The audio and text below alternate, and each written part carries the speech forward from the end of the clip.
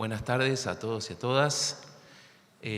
Bueno, vamos a empezar una de las conferencias del día de hoy en un hecho que realmente no es común y nos enorgullece de poder hacerlo, como es presentar a una autoridad de una iglesia a nivel mundial en este ámbito a poder hablar de los temas que nos vinculan. Y esto tiene que ver con lo que siempre hablamos, de que las políticas de drogas no pueden ser tratadas en forma separada, no pueden ser tratadas solo como una cuestión de salud, solo como una cuestión de elecciones o solo como una cuestión religiosa, sino que deben tener un enfoque multidisciplinar y que es necesario conocer todos esos enfoques para poder diseñar políticas públicas de calidad, respetuosas de las elecciones personales de todo tipo, las espirituales y las más comunes, y respetuosas sobre todo de los derechos humanos. Así que bueno, hoy en esta conferencia tenemos el placer de presentar al padrino Alex Polari de Alberga, de 73 años de edad, que es escritor, poeta, ensayista, autor de varios libros y desarrollador de proyectos de soberanía alimentaria en la Amazonia. Participó de numerosas conferencias internacionales sobre el uso de ayahuasca, como asimismo en el grupo multidisciplinario de trabajo del Consejo Nacional de Política sobre Drogas, GMT-CONAD, que reglamentó el uso religioso del sacramento del Santo Daime en Brasil. Integra el Consejo Doctrinario de ICEFLU, Iglesia del Culto Ecléctico de Fluente Luz Universal, y coordina su Centro de Documentación y Memoria de la Doctrina del Santo Daime, CEDOC. Bueno, los dejo con el padrino Alex Polari. Então, primeiramente, queria expressar aqui, meu agradecimento pela convite nessa jornada internacional sobre plantas enteógenas. E gostaria de aproveitar aqui essa oportunidade para falar um pouco sobre as plantas enteógenas no geral e a ayahuasca em particular. Destacar a importância que essa bebida sacramental e as plantas expansoras da consciência têm nos dias de hoje para a cura do nosso planeta. E também da necessidade de uma grande aliança entre todas as tradições e segmentos que trabalham com essas plantas para garantir que esse legado dos povos originários da nossa América possam chegar às novas gerações e cumprir o seu papel. Estou vindo aqui como representante da ICEFLU, que é uma entidade religiosa legal registrada em nosso país, e que tem como sacramento a bebida milenar denominada ayahuasca e conhecida por nós pelo nome de Santo Daime. O Santo Daime é uma das principais linhas que compõem esse fenômeno genuinamente brasileiro que chamamos de religiões ayahuasqueiras. A tradição da ayahuasca remonta a muitos milhares de anos e é bastante conhecida pelos povos originários da Amazônia Ocidental. Foi trazida para a cultura urbana e mestiça no início do século passado, através da figura do mestre Raimundo Irineu Serra, um grande homem de cor negra, tanto na sua estatura física quanto espiritual. Coube a ele essa grande proeza de fazer uma releitura do cristianismo através da lente desse sacramento dos povos originários que foram vítimas de um verdadeiro genocídio em nome desse cristianismo pela colonização europeia. Daí nasceu essa doutrina na floresta amazônica e que celebra uma nova revelação crística através de um cipó. Nossa igreja, a ICEFLU, Igreja do Culto Eclético da Fluente Luz Universal, é um tronco originário dessa tradição do mestre Irineu e tem como patrono o padrinho Sebastião Mota de Mello, um de seus principais seguidores. A Igreja do Santo Daime é uma tradição sincrética e eclética, como diz o seu próprio nome, e tem seus fundamentos nos seus fundamentos elementos cristãos, esotéricos, afro-índios, xamânicos e orientais, além de uma grande influência da doutrina espírita.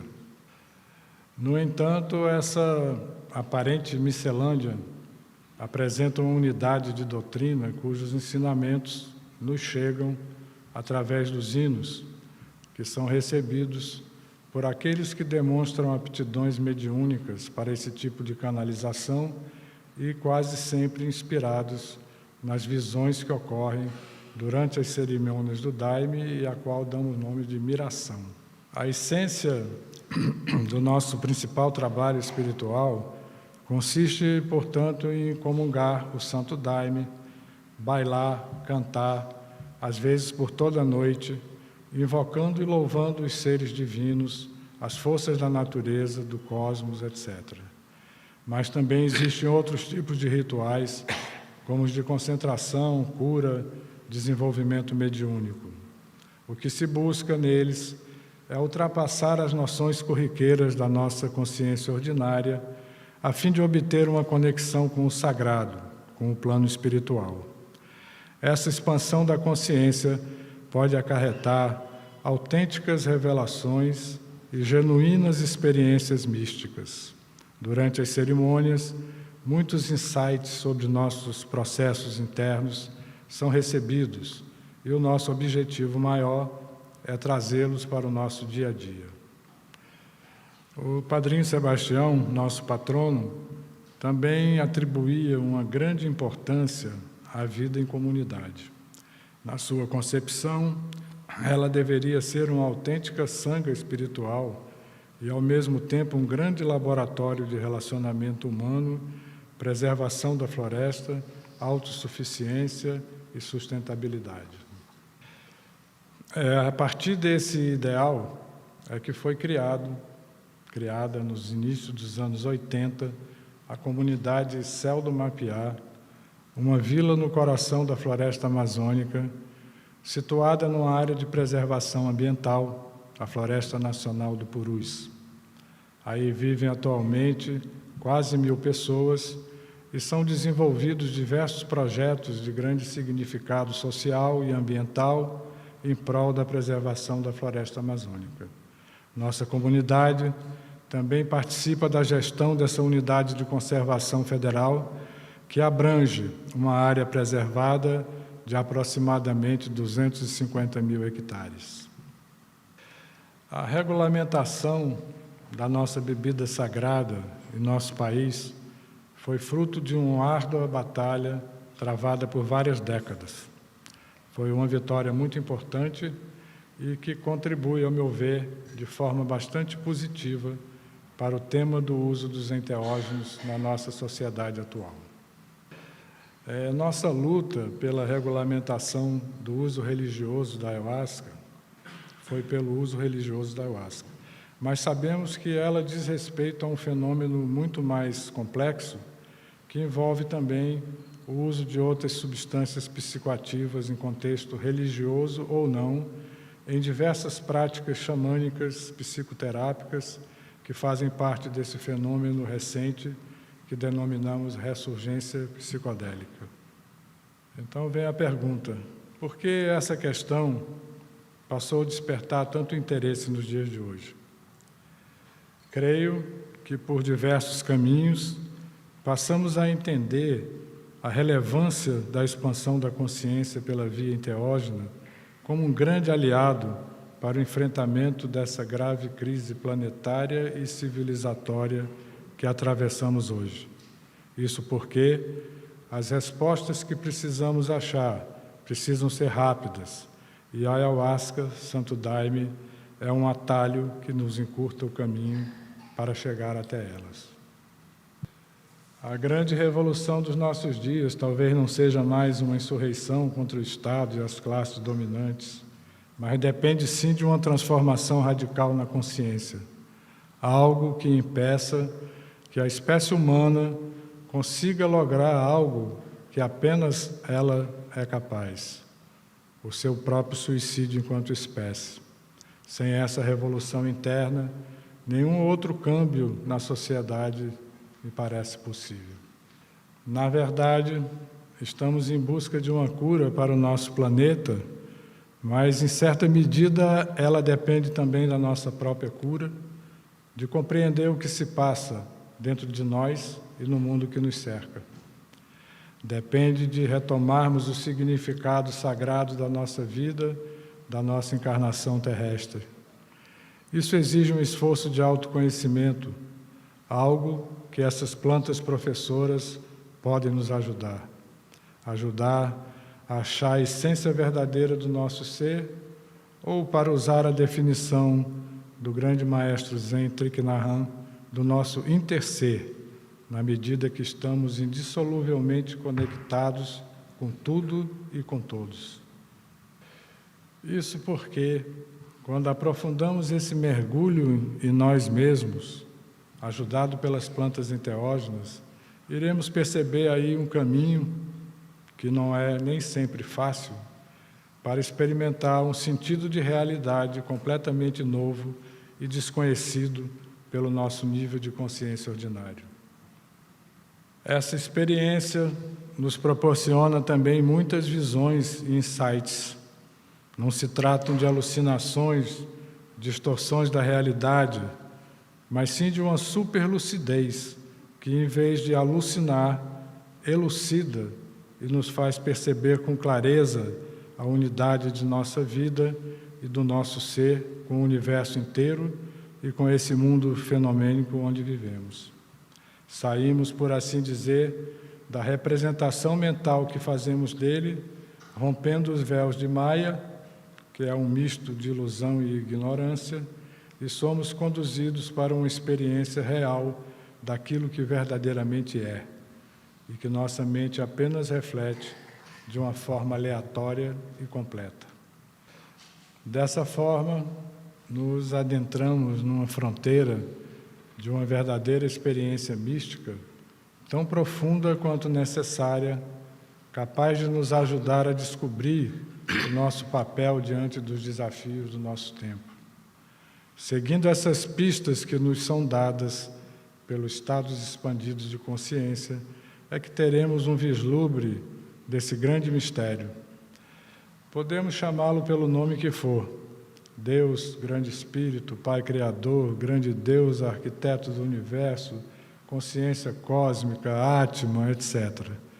Mas é difícil, ao sair dessa experiência, achar que tudo isso é obra de um acaso, de um Big Bang, a saber, quem acendeu o pavio, ou pensar que a vida seja apenas o resultado de alguma sopa cósmica de elementos.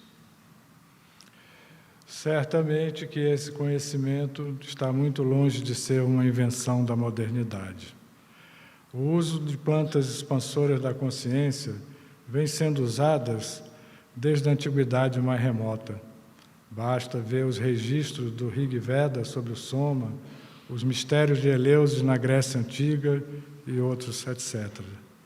Talvez elas tenham até mesmo desempenhado um papel importante na formação da autoconsciência humana. E, pelo menos, desde o Neolítico tardio, esteve associada às cosmologias mais primitivas que posteriormente evoluíram para formar as grandes religiões do passado e do presente. Mesmo assim, parece que a nossa evolução biológica não necessariamente evoluiu para o melhor, desde que o neocórtex cerebral, essa criança de 500 mil anos, abriu o caminho para os nossos primeiros homídeos Homo sapiens. Isso porque, ainda hoje, nosso cérebro arcaico ocupa uma posição relevante naquilo que chamamos ego e na falsa crença que ele criou sobre si mesmo de se constituir enquanto uma entidade separada do resto do fluxo da existência. É muita pretensão se pensarmos que é justamente a sua destruição, ou melhor, seu rebaixamento a um papel subalterno, o objetivo principal de muitas práticas espirituais. Diminuir nosso ego é necessário para reverter essa falha técnica da evolução que nos programou no sentido de priorizar a passagem dos nossos genes adiante. essa ética evolutiva não é muito solidária com os demais seres e, transposta para o nível da mente, é o que gera o egoísmo, os apegos, que, por sua vez, são as causas do nosso sofrimento e dos outros. Sem dúvida, os efeitos da ayahuasca e também de outros enteógenos nos dão um choque da verdadeira realidade, capaz de abrir nossa consciência a fim de operar uma mudança na nossa mente.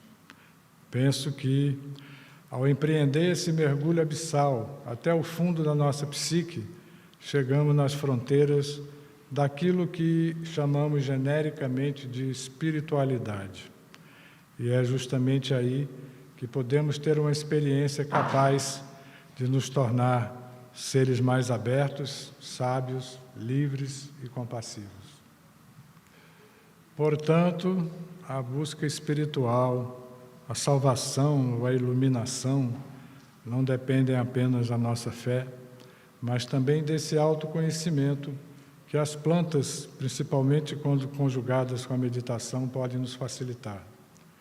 É preciso que essa revolução interna na nossa consciência nos ajude a transformar nossa programação evolutiva numa lógica mais compassiva, onde possamos exercer nosso livre-arbítrio para vencer essa realidade externa que nos cerca e onde ainda funcionam os velhos paradigmas que sustentam nossa civilização e os seus vícios.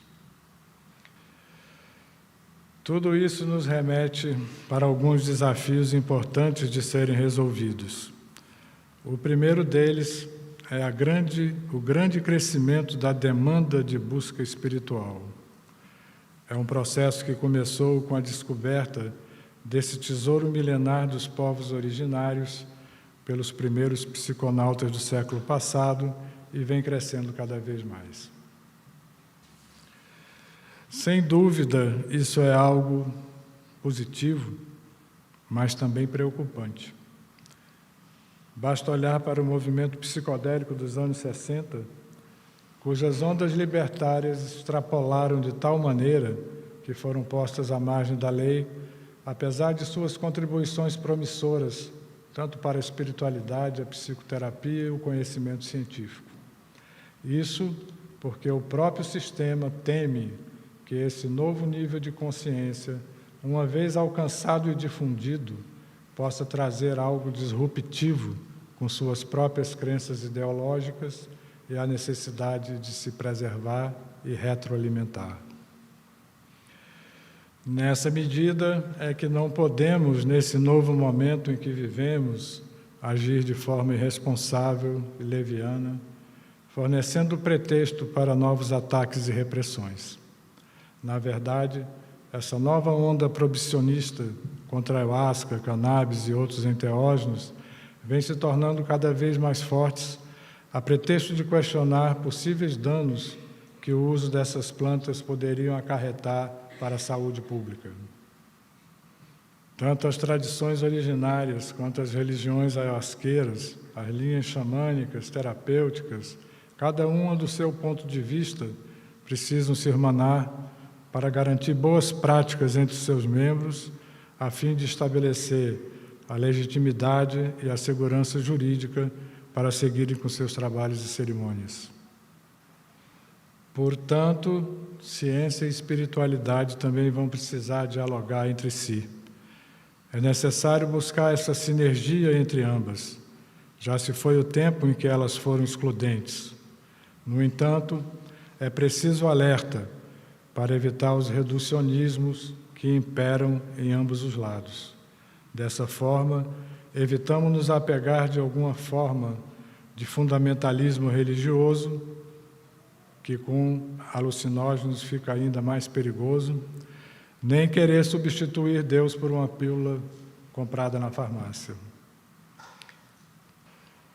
O uso religioso da ayahuasca precisa do suporte de avanços científicos que provem seus efeitos benéficos para os usuários.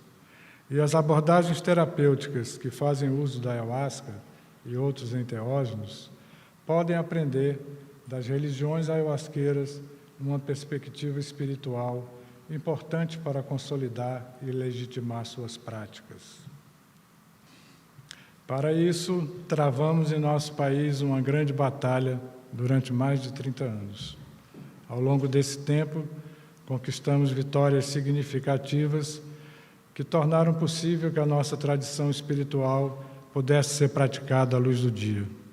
Durante todo esse tempo, foram realizadas várias pesquisas que atestaram os benefícios que a bebida poderia trazer quando tomada no contexto religioso ou espiritual, que mesmo não sendo o único capaz de gerar benefício para os seus usuários, é, ao meu ver, o caminho mais seguro. As primeiras igrejas daimistas surgiram pela década de 40, se ramificaram pelos anos 70, proliferaram nos anos 80 e no início dos anos 90 se expandiram para muitos países e continentes.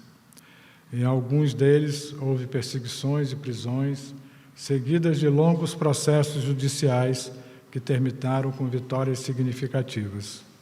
Em todos esses casos, prevaleceu a tese de que o uso do Santo Daime como bebida sacramental era um pressuposto básico para a nossa religião e que isso estaria coberto pelas garantias constitucionais que esses países davam à liberdade de culto.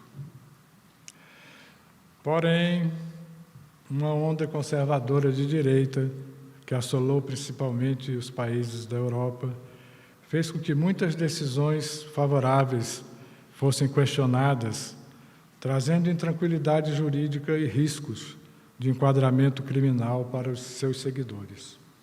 Sentenças têm sido revistas a partir de uma jurisprudência falha e preconceituosa, baseado nessa tese de que o daime traria riscos à saúde, o que contraria a produção científica que vem sendo produzida durante as últimas décadas por pesquisadores de renome internacional. Essa ameaça é bastante relevante e nos obriga a criar salvaguardas para a segurança de nossas cerimônias. Isso se torna muito importante, principalmente no que toca à saúde mental, uma área ainda controversa, onde existe, sim, alguns riscos que exigem nossa atenção. Afinal de contas, nossa hóstia não é um placebo, e sim uma hóstia psicoativa. O mesmo podemos dizer de outros riscos, como propaganda enganosa, comercialização dos sacramentos, etc. No nosso país, o processo de regulamentação da ayahuasca começou em 1982. Teve uma decisão favorável pelo então Conselho Federal de Entorpecentes em 1986. Sofreu vários questionamentos durante a década de 90 para ser, enfim, regulamentado de forma definitiva na primeira década dos anos 2000. Isso se deu com a formação, no ano de 2006, de um grupo multidisciplinar de trabalho, denominado GMT-CONAD, que contou com a participação dos membros do governo, da academia e de lideranças das principais entidades religiosas usuárias, resultando no documento intitulado Princípios Deontológicos para o Uso Religioso da Ayahuasca, que consagrou o princípio de autorregulamentação de seu uso pelas próprias entidades religiosas. Apesar de tudo isso, pelo fato de ser um ordenamento meramente administrativo, essa regulação não tem força de lei e não nos garante uma legalização definitiva. Hoje observamos esse fenômeno que se convencionou chamar globalização da ayahuasca. Na verdade, ele já começou há muito tempo atrás, quando esse tesouro da floresta saiu de suas raízes milenárias dos povos originários para se espalhar por todo o mundo.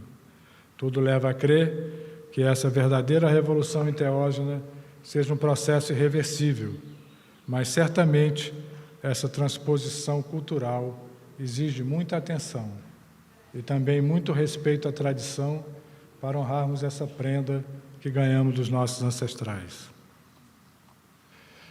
O nosso ponto de vista diz respeito à doutrina e à Igreja do Santo Daime. Temos nossa própria estratégia para a consolidação dos nossos direitos de uso em contexto religioso, mas estamos ao mesmo tempo abertos para dialogar e somar com toda a diversidade ayahuasqueira.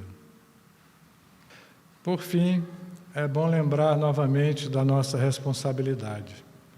Num passado nem tão distante, nos anos 60, minha geração viveu uma intensa efervescência política, social e de costumes. As pesquisas sobre o uso do LSD, da mescalina, se desenvolveram em grandes universidades. Talvez o radicalismo e algumas extravagâncias desses tempos libertários deram origem a uma onda repressiva que só agora começa a se dissipar. Por isso, a repetição desse mesmo filme, com a proliferação sem controle do uso dessas substâncias nos dias de hoje, pode repetir esses mesmos retrocessos.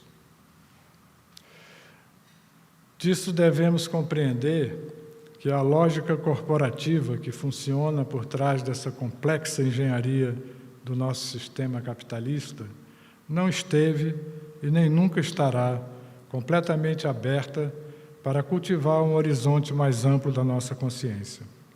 No entanto, é justamente disso que precisamos, uma mente aberta e atenta para enfrentar os desafios do século XXI. E o Santo Daime e outros enteógenos podem se constituir num poderoso atalho para isso. Se queremos tornar acessível essa porta para as novas gerações, teremos que desenvolver, desde agora, uma boa estratégia para mantê-la aberta. Tudo isso converge para um futuro onde certamente irão se travar ainda muitas batalhas jurídicas para legitimar e legalizar o uso da ayahuasca e de outras medicinas tradicionais. Muitas falsas quimeras terão que ser destruídas para que nossos direitos possam ser preservados e ampliados. Principalmente essa falsa alegação que a ayahuasca, Santo Daime, oferece à saúde pública, a ponto disso se tornar um pretexto para que essa suspeita não fundamentada possa se sobrepor à liberdade de consciência e de prática religiosa. Finalizando, de onde concluímos, mais uma vez, a importância desse diálogo entre as tradições religiosas, povos originários, buscadores de todos os matizes e pesquisadores. Refletindo um pouco sobre essas questões, numa palestra sobre esse mesmo tema, que eu participei na conferência da AIA 19, Ayahuasca 19, em Girona, na Espanha, eu terminei parafraseando uma conhecida palavra de ordem, assim, de um filósofo muito conhecido, que eu acho que cabe aqui também para finalizar essa conferência. Buscadores espirituais de todo o mundo, univos.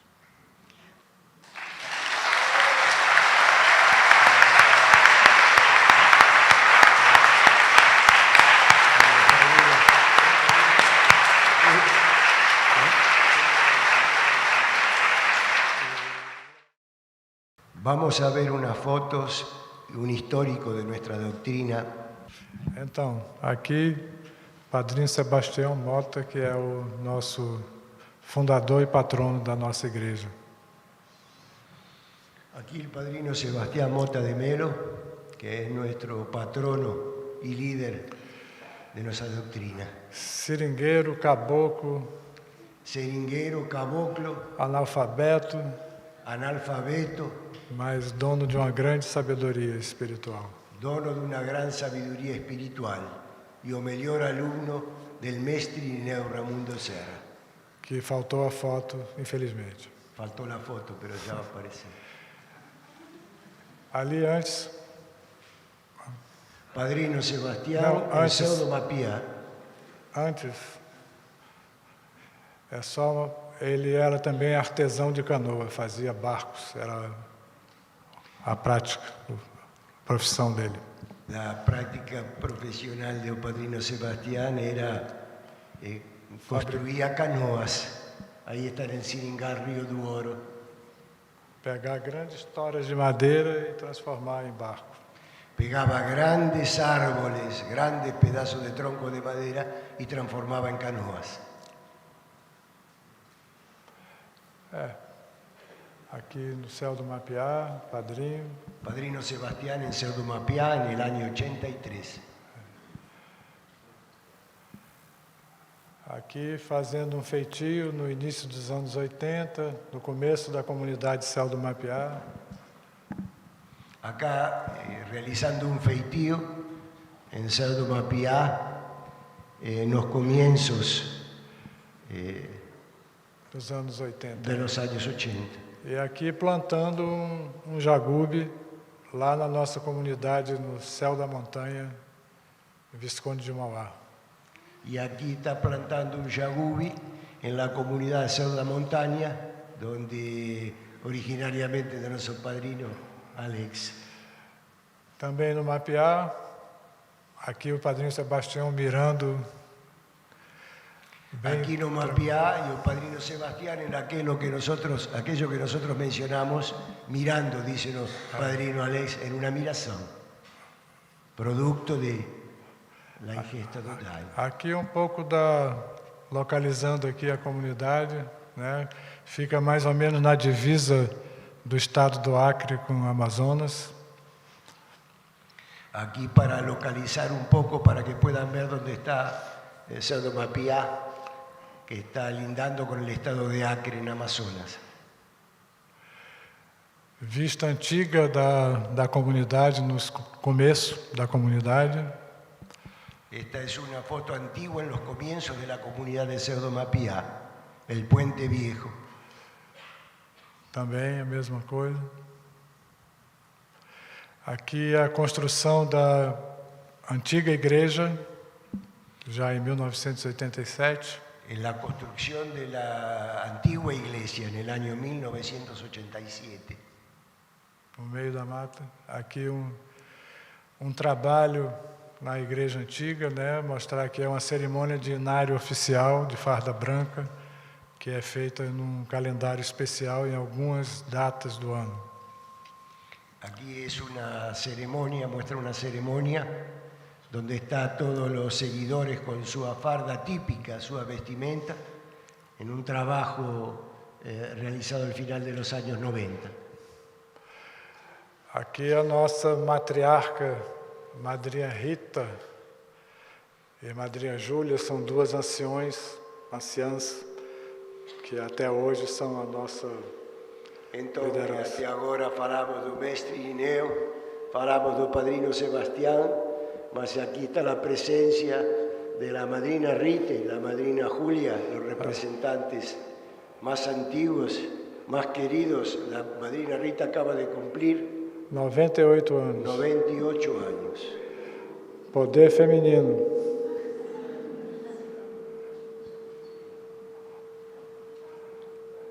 Aqui fotos mais recentes já da comunidade nos dias de hoje. Fotos más recientes de la comunidad. El Puente Nuevo. Uma vista aérea da vila. Vista aérea de la Vila Céu do Mapiá. É literalmente encravada dentro da floresta, né? Cercada de floresta. Una comunidad que está en el medio de la floresta amazónica, totalmente cercada y rodeada por la floresta amazónica. Essa é a igreja nova que foi inaugurada agora recentemente no dia de São João. Esta es la iglesia nueva, la Catedral de la Floresta, que fue inaugurada recientemente en el mes de junio, en las festividades de San Juan. Mais alguma? Pode passar. Aqui é o túmulo do Padrinho Sebastião Esta es la tumba del padrino Sebastián, na igreja nova. la iglesia nueva. Aqui a inauguração foi feita agora recentemente, né? En la inauguración izando la bandera, Está que bien. participó padrino unas autoridades del estado de Acre.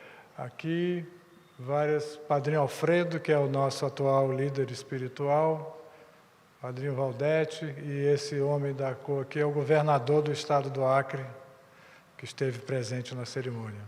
Esta es la abertura de un trabajo, lo que se ve es la mesa de trabajo, una estrella de 6 puntas, un arte extraordinario en madera. Volta um pouco.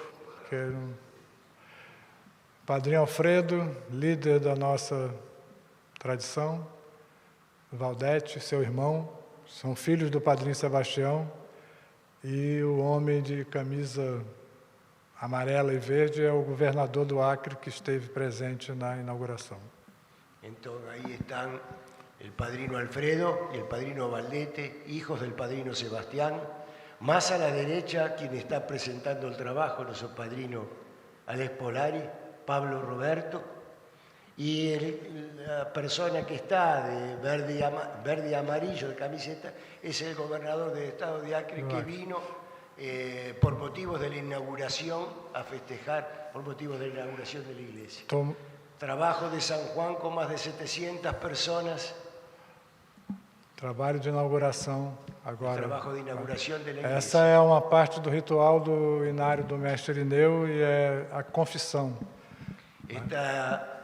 Esta foto muestra una parte dentro del trabajo que están todos los participantes con una vela en la mano y se llama la parte de confesión. Aqui um pouco da outra comunidade que nós temos também na Amazonas, que é no Rio Juruá, a comunidade Céu do Juruá. A chegada, né? Esto es de otra comunidad del Céu do Juruá, donde se va a realizar ahí un feitio en la comunidad. É o local onde nasceu o Padrinho Sebastião. Es el lugar, Juruá, donde nació el Padrino Sebastián. Aqui estamos mostrando um pouco do feitio do sacramento do Santo Daime. Aquí están mostrando un poco del feitio del sacramento del Santo Daime, que es la limpieza del cipó, de la liana.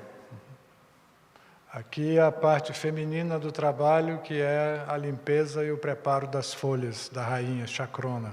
Aquí es la participación de las mujeres en el feitío, donde se hace la colecta y la limpieza de las hojas de la chacruna. Limpeza. Aqui é a bateção, né? Quando o cipó, depois de limpo, é macerado com a marreta e com cânticos e em ritmo. Tudo em ritmo.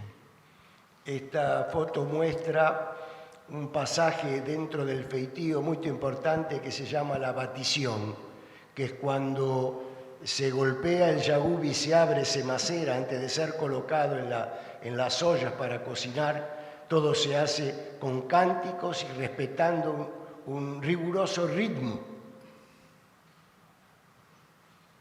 É forte tudo. Espera aí, calma. Aqui, depois do cipó macerado, das folhas preparadas, o material vai para essas grandes panelas para ser posta no fogo para extrair o daime. Acá esta foto muestra cuando ya preparado el cipó macerado y limpia las hojas, se colocan en estas grandes ollas de más de 100 litros y comienza la cocina del sacramento. Aqui já retirando a panela. Sacando las panelas. Aí aqui um pouco da comunidade Céu da Montanha, que é uma filial do Céu do Mapiá, fundada por mim, pela Sônia. E aqui é o visual da comunidade, a pedra selada. Esta es una foto de otra comunidad Céu de la Montaña que fue fundada por el padrino Alex Polari y la madrina Sonia, que está aquí presente, y ha sido una de las primeras iglesias que se fundaron después de Céu do Mapiá. As primeiras igrejas que saíram da Amazônia. Las primeras iglesias que salieron de la Amazonia y fueron para Céu da Montaña, es Visconde do Mauá, ahí cerca de Río de Janeiro. Muito jagube, muita folha que nós plantamos. Tá aí. Fotos de los componentes del Santo Daime, dimensiones de lianas de yagubis de un tamaño pocas veces visto de la Amazônia brasileira. Aqui é de Mauá. Ese es de Mauá. 25 anos.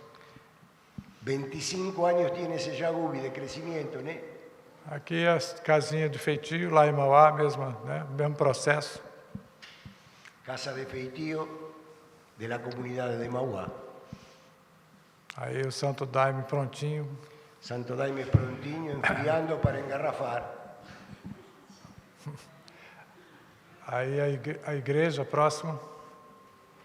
La iglesia que está ahí cerca. Aí a igreja cujo cruzeiro, que é o símbolo da doutrina, o Santo Cruzeiro, e ali é um cipó no meio da igreja. Esta foto muestra una ceremonia donde se ve la mesa y el cruzeiro, que es un símbolo del Santo Daime, el Santo Cruzeiro. A luz de Caravaca, né? La cruz de doble madero, similar a la cruz de Caravaca, rodeado por un cipó que hasta el día de hoy Está lá vivo. está vivo en los centros de la iglesia, la mesa de ceremonias.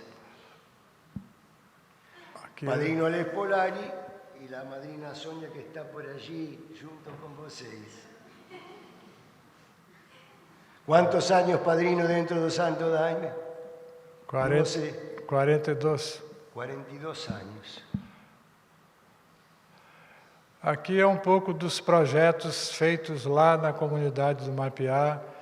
É um projeto que eu coordeno há alguns anos de plantios nas praias do Rio Purus, que são muito férteis para abastecimento da vila, da comunidade. Esta es una foto que muestra la producción de arroz orgánico en las costas, en las playas del río Purus, en Mapiá, que es un proyecto que coordina el padrino ya hace unos cuantos años. Primórdios da agricultura, que nem o Rio Nilo. O rio sobe, deposita matéria orgânica na praia e aí muito fertilidade. Aprovechando esa sabiduría que enseña la floresta, la madre tierra, aprovechando las plantaciones a la beira del río, donde cuando baja deja todo el limo y deja toda la tierra fértil y ahí se planta el arroz. E outras coisas. Aqui, aqui é arroz. Padrino. Processo artesanal de arroz. Processo artesanal de aqui arroz. O projeto da marcenaria, temos um projeto de plano de manejo e de madeira certificada. Este es un proyecto que se lleva a cabo dentro de las carpinterías, donde se trabaja con madera certificada, maderas especiais. E aqui é o nosso centro de memória, de documentação SEDOC, que foi falado. Este es un centro administrativo que mencionamos antes, que se llama de SEDOC, que es el centro de la memoria donde se junta y donde se preserva toda la documentación histórica. Documentação, áudios, vídeos, fitas, milhares de itens que estamos organizando para disponibilizar. Documentação, vídeos, fitas. Aqui um pouco assim da história da legalização, Aqui foi quando o padrinho Sebastião foi responder em juízo sobre o uso da cannabis. Fue citado en su momento el padrino Sebastián en el año 1983 por las autoridades sobre el proceso de legalización del cannabis y tuvo que presentarse ante las autoridades. Una persona muy respetada por las autoridades, justamente por eso fue el padrino Sebastián, para poder responder a esos requerimientos. Aqui é a primeira comissão que fez o primeiro estudo sobre o Santo Daime, ainda na comunidade Rio do Ouro, que é anterior ao Céu do Mapiá, em 1982. Na foto en Río de Oro, que foi a comunidade anterior ao Céu do Mapiá. Aquele ali é o coronel Guarindo, que era o comandante do exército no Acre, que presidiu a comissão que foi estudar o Santo Daime. Autoridades, en ese momento era un alto rango militar que entró a la floresta amazónica Cerro Mapiá, ahí Río de Oro, perdón, a verificar qué era lo que se estaba haciendo. O primeiro estudo sobre a El primer comunidade. estudio de lo que se estaba haciendo del Santo Daime, Era em plena ditadura militar en ainda. plena dictadura militar. Então foram ver, tem esse pessoal aí numa comunidade que consome alucinógeno, que é isso? ¿Qué Foram es lo que están estudar. haciendo esta gente en medio de la floresta amazónica? Eso fueron a ver, a certificar y a verificar. E houve resultado muito positivo. Foi o começo da legalização. Hubo un proceso muy importante y positivo que dio comienzos a la legalización del Santo Daime no Brasil. Aqui o trabalho que foi feito, aqui a despedida do coronel, né, comandante da expedição, que já saiu da comunidade quase pedindo bênção ao padrinho. ¿Tomó Daime o coronel? No sabemos, no nos acordamos. Saiu Mas lá dice que dentro. las relaciones fueron tan buenas que cuando se fue le pidió la bendición al padrino. Ficamos tranquilos depois dessa. Aqui já foi em 1986, porque em 1985 o Daime foi proibido. E depois iniciou-se um novo processo, uma nova visão. Esse aí é o Dr. Domingos Bernardo, jurista muito famoso, e um dos responsáveis pela regulamentação do Daime. Foi uma visita feita no Céu do Mapiá em 86. Entonces, como mencionara en la palestra el padrino, después de los primeros logros de libertad, fue cuestionado nuevamente la libertad del Daime, hubo que comenzar un nuevo proceso, y ese hombre que está ahí con la gorra amarilla es un gran jurista que ayudó muchísimo para el proceso de legalización que posteriormente se consiguió nuevamente. Aqui novamente a reunião, né, nessa visita. E aqui finalmente, já em 2006, já foi o seminário que foi feito com o apoio do governo brasileiro para fazer a regulamentação definitiva, né? Então aí foi o seminário onde tiveram presente as autoridades do governo, muitos pesquisadores da academia e as lideranças das principais entidades religiosas. Entonces aquí, en esta foto muestra algunas de las reuniones que tuvieron que hacer los grupos multidisciplinarios de trabajo con las autoridades para ir llevando adelante el proceso de legalización, como se mencionó antes, con diferentes autoridades, académicos y demás. Já é a terceira etapa La tercera etapa de la que hoy goza Brasil de libertad del Santo Daime. Aqui a reunião, né, do grupo. Aqui o nosso padrinho Alfredo. Salve, padrino. Também, assim, honrando as alianças que nós temos com várias tradições religiosas. Aí, no caso, é uma visita do Aurélio Tempacali, né, do Caminho Vermelho, igreja com a qual nós temos um protocolo de aliança. O Santo Daime ha celebrado diferentes alianzas. Lo que menciona el padrino, la alianza que se ha hecho con los hermanos del Camino Rojo, liderados por Aurelio Tepancali, que resultó en una gran alianza junto con nuestro líder, el padrino Alfredo, hijo del padrino Sebastián. E aqui a saída de uma cerimônia, né, de tipe com as lideranças indígenas da Igreja Nativa Americana, no Mapiá. Aquí saliendo el padrino de esa ceremonia del tipi en Mapiá, donde las autoridades fueron a celebrar juntos nuestra unión. ¡Grande, padrino! ¡Viva Santo Daime!